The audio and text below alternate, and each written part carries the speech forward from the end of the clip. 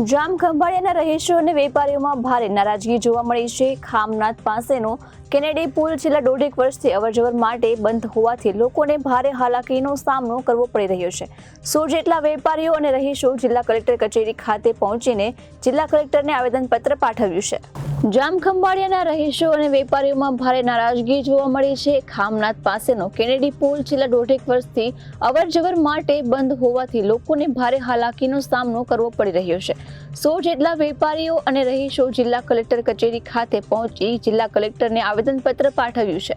ખામનાથ પાસેનો સદીઓ જૂનો કેનેડી પુલ જર્જરિત થઈ જતા તંત્ર દ્વારા અવરજવર માટે 1.5 વર્ષથી પ્રતિબંધ લાદવામાં આવ્યો છે.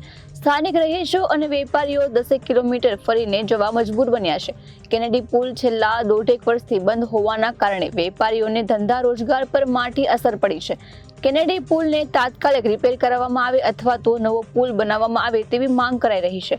બંધ રહેલા પુલ નજીક નદીમાંથી તાત્કાલિક ડાયવર્ઝન આપવામાં આવે તેવી માંગ કરવામાં આવી રહી છે. Reporter Ghanshyamsinh Vadher, ABC news, Devbhumi, Dwarka.